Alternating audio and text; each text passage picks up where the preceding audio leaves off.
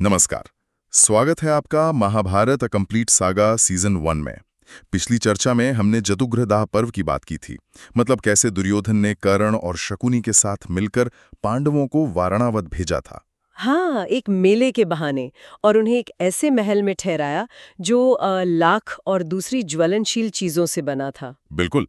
पर विदुर की चेतावनी की वजह से पांडव एक सुरंग के रास्ते बच निकले और दुनिया को लगा कि वो उस आग में मारे गए क्योंकि पुरोचन और एक भीलनी अपने 5 बेटों के साथ वहां जल गए थे। तो उस जानलेवा आग से बचकर पांडव आखिर गए कहाँ।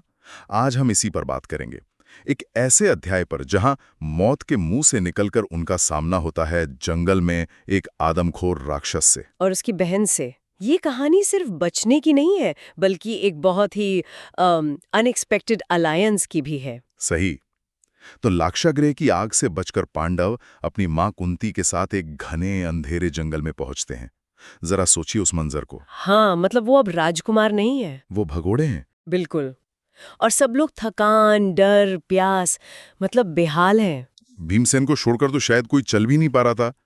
तब भीम अकेले ही अपनी मां और भाइयों को कभी कंधों पर कभी गोद में उठाकर आगे बढ़ते हैं। और ये सीन ये भीम के कैरेक्टर की नींव रखता है। बिल्कुल। यहाँ सिर्फ उनका फिजिकल स्ट्रेंथ नहीं दिखता, नहीं। बल्कि उनका वो रक्षक वाला भाव उभर कर आता है।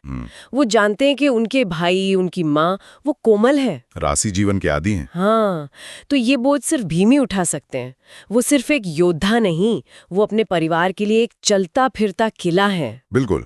और जब सब थककर एक पेड़ के नीचे सो जाते हैं तब भी भीम जाग रहे होते हैं, पहरा दे रहे होते हैं। उनमें एक गहरी जिम्मेदारी का एहसास है। वो जानते हैं कि खतरा अभी टला नहीं है। और उनका ये डर सही भी साबित होता है, क्योंकि उसी जंगल में एक राक्षस रहता था, हिडिंब। एक नरभक्षी। हाँ। और उसे इंसानों की गंध आ जाती है। वो अपनी बहन हिडिंबी को उन्हें पकड़कर लाने के लिए भेजता है, ताकि दोनों मिलकर दावत उड़ा सकें। उसके लिए तो ये बस रात का खाना था। लेकिन यहीं से कहानी में एक बहुत ही इंटरेस्टिंग एक साइकोलॉजिकल टर्न आता है। बिल्कुल। हिडिंबी अपने भाई के कहने पर पांडवों को मारने तो जाती है, पर जब वो पहरा देते हुए भीमसेन को देखती है तो उनके सुंदर और शक्तिशाली रूप पर मोहित हो जाती है। हाँ, उसके मन में भीम को अपना पति बनाने की इच्छा जाग जाती है। ये एक शिकारी का मतलब पल भर में प्रेमी बन जाने जैसा है। तो क्या ये सिर्फ लव एट फर्स्ट साइट था, या फिर इसमें एक तरह का सर्वाइवल इंस्टिंक्ट भी था? ये बहुत अच्छा पॉइंट है। शायद उसने भीम में एक ऐसे रक्षक को देखा जो उसे उसके अत्याचारी भाई से भी बचा सकता था। मुझे लगता है ये दोनों ही बातें थीं। प्रेम और सेल्फ प्रिजर्वेशन ये अक्सर जुड़े होते हैं। उसके लिए भीम सिर्फ एक हैंडसम पुरुष नहीं थे, वो शक्ति का प्रतीक थे। वो शक्ति जो हिडिंब के आतंक का जवाब दे सकती थी। एग्जैक्टली। महाभारत में राक्षस सिर्फ मतलब बुरे और दुष्ट नहीं दिखाए गए हैं। उनके भी अपने इमोशंस होते हैं, अपनी इच्छाएं होती हैं। हिडिंबी का ये कदम उसके अपने भाई के खिलाफ एक विद्रोह भी था। और वो तुरंत एक खूबसूरत स्त्री का रूप धारण कर लेती है और भीम के पास पहुंच जाती है। और वो भीम को सब सच सच बता देती है अपने भाई के इरादे के बारे में, उसकी क्रूरता के बारे में। और फिर उन्हें वहां से भाग जाने की सलाह भी देती है। ये उसके कैरेक्टर का एक बहुत बड़ा कॉन्ट्रडिक्शन है ना? हाँ, एक राक्षसी जिसका काम मारना है, वो अपने ही शिकार की रक्षक बन जाती है। बिल्कुल। ये दिखाता है कि प्रेम या आकर्षण की जो भावना है वो किसी की भी मतलब बेसिक इंस्टिंक्ट को भी बदल सकती है। पर भीम, क्या वो इस भावना को समझते हैं? वो तो बिल्कुल अलग मानसिकता में। हाँ, वो तो अपने परिवार की रक्षा और अपने क्षत्रिय अहंकार के साथ है। तो जब हिडिंबी उन्हें भागने के लिए कहती है, वो अहंकार से साफ मना कर देते हैं। कहते हैं कि वो किसी राक्षस से डरकर भागने वालों में से नहीं है। और यही भीम का क्षत्रिय धर्म है। उनका आत्मविश्वास, उनके लिए भागना कायरता है। ये उनके स्वभाव में ही नहीं है। सही कहा। वो हिडिंबी से कहते हैं, तुम अपने भाई को यहीं बुलाओ, मैं उसे यमलोक भेज दूंगा। ये उनका कॉन्फिडेंस है। कुछ लोगों को ये एरोगेंस लग सकता है, पर यही उनकी सबसे बड़ी ताकत भी है। इसी बहस के बीच जब हिडिंबी को लौटने में देर होती है तो उसका भाई हिडम्ब वो गुस्से में दहाड़ता हुआ खुद वहां आ पहुंचता है। और अपनी बहन को एक इंसान के साथ, वो भी एक सुंदर रूप में देखकर, उसका गुस्सा तो 7वें आसमान पर पहुंच जाता है। उसे लगता है कि उसकी बहन ने उसे धोखा दिया है। वो उसे और भीम दोनों को मारने के लिए दौड़ता है। और फिर जो लड़ाई शुरू होती है वो कोई शस्त्रों की लड़ाई नहीं थी। नहीं, वो तो जैसे प्रकृति की दो ताकतों का टकराव था। लेकिन उससे पहले एक और दिलचस्प बात होती है। भीम पहले हिडिंब को एक स्त्री मतलब हिडिंबी को नुकसान पहुंचाने की कोशिश करने के लिए फटकारते हैं, हाँ, और फिर ताकि उनके सोए हुए परिवार की नींद खराब ना हो। वो उस पहाड़ जैसे राक्षस को घसीटकर दूर ले जाते हैं। ये छोटी सी डिटेल भीम के किरदार की गहराई बताती है। एक तरफ वो एक खूंखार राक्षस से लड़ रहे हैं, और दूसरी तरफ उन्हें अपने परिवार की नींद की चिंता है। हाँ, उनका गुस्सा और उनकी करुणा दोनों एक साथ दिखते हैं। ये एक मॉडर्न डे एक्शन हीरो जैसा है जो तबाही के बीच भी आम लोगों को बचाने की कोशिश करता है। बिल्कुल, दोनों के बीच एक भयंकर लड़ाई होती है।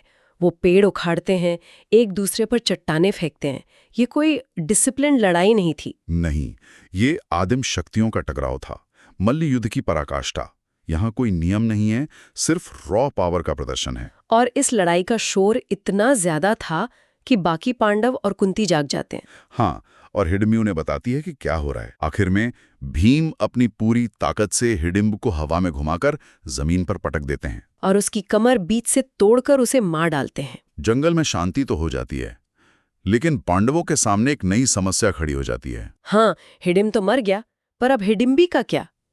पांडव वहां से जाने लगते हैं, लेकिन हिडिंबी उनका पीछा करती है। वो भीम से अपने प्रेम का इजहार करती है और कुंती से विनती करती है कि वो उसे अपनी बहू के रूप में स्वीकार कर लें। अब ये एक नई दुविधा थी, एक राक्षसी से विवाह।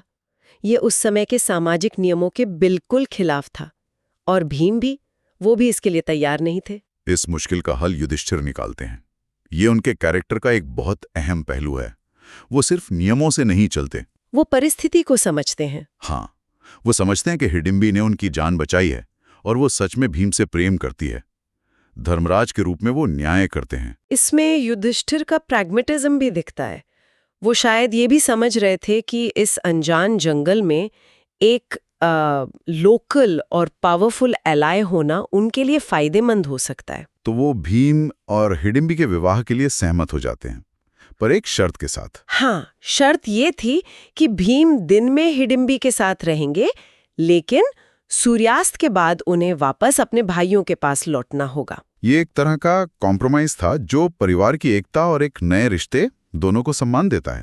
और इसी अनपेक्षित अलायंस से जन्म होता है एक बहुत ही शक्तिशाली पुत्र का, घटोत्कच, जिसका सिर घट यानी घड़े जैसा था और बाल उत्कच मतलब ऊपर की ओर उठे हुए थे। और घटोत्कच कोई साधारण बालक नहीं था, उसमें अपनी माँ की मायावी शक्तियां थीं और अपने पिता का महाबल। हाँ, वो जन्म के समय ही बड़ा हो गया और उसने अपने पिता को वचन दिया कि जब भी पांडवों को उसकी जरूरत होगी वो एक पल में हाजिर हो जाएगा। ये कहानी का एक बहुत ही महत्वपूर्ण हिस्सा है।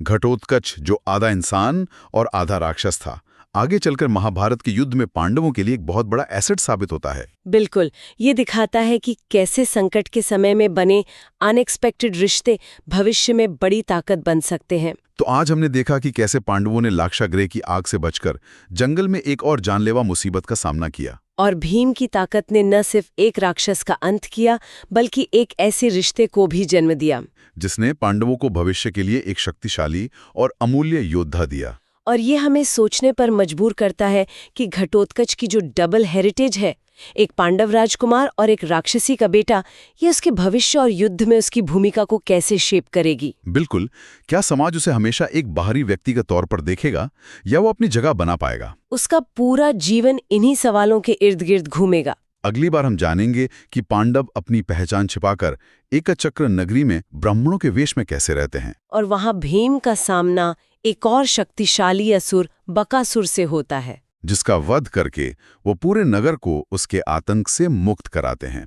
हम आपसे फिर मिलेंगे जल्द ही महाभारत अ कंप्लीट सागा में।